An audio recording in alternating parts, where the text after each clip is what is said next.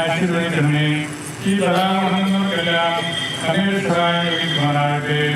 ഓടും ലാസ്യവും എന്നേക്കും.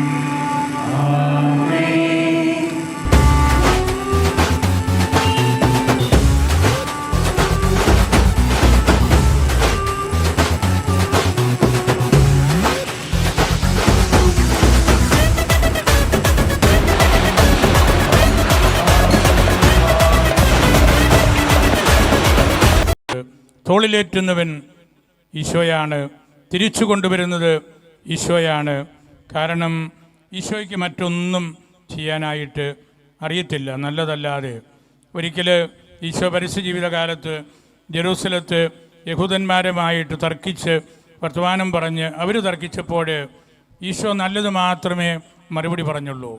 ഇപ്പോൾ ഒരു നല്ല മര്യാദക്കാരനായ ഒരു യഹൂദൻ മറ്റ് പ്രാർത്ഥനകൾ സ്വീകരിക്കണമേ.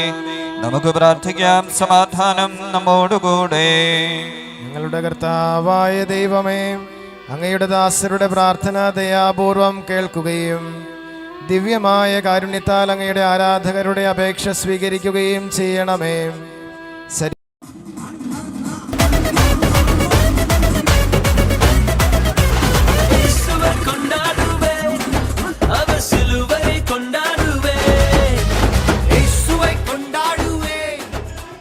സ്നേഹത്താൽ ബന്ധിതമായ തിരുഹൃദയത്തണലിൽ ഇന്ന് നാം എല്ലാവരുമായിരിക്കുന്നു.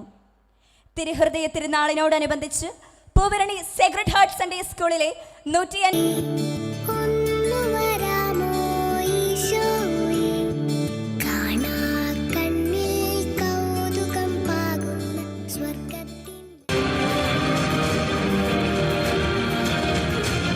പ്രാർത്ഥന.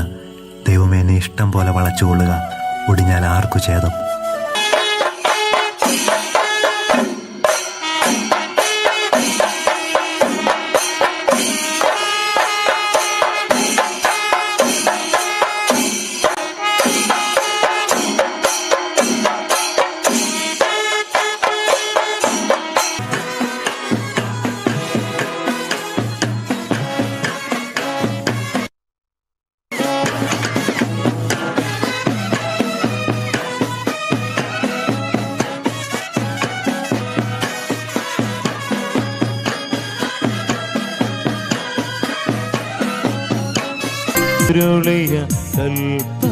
ഇന്ന് ഒന്നു ചേർന്നായിരിക്കുന്നത് ചരിത്ര പ്രസിദ്ധമായ പൂവരണി തിരുഹൃദയ ദേവാലയത്തിൽ കാരുണ്യത്തിന്റെ ഉറവിടം മറ്റാരുമല്ല, തിരുഹൃദയമാണ്.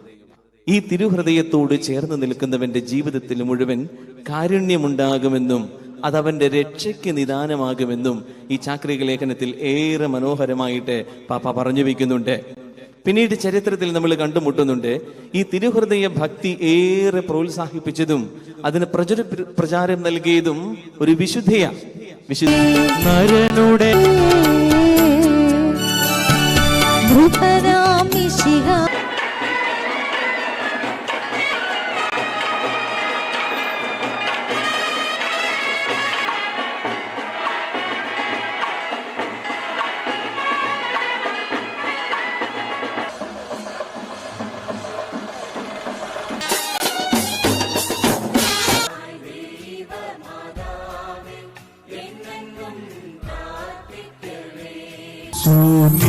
ശൂന്യതാബോധവും അതിൻ്റെ ശോകമാം ഭാവവുമണിഞ്ഞ്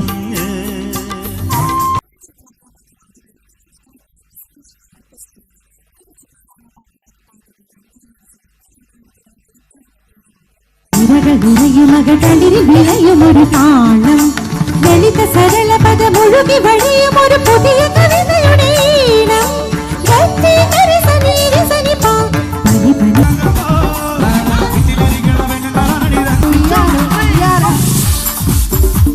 കരിമിഴി കുരുവി കണ്ടീല, നിൻ ചിരിമണി ചിലമ്പൊലി കേട്ടീല,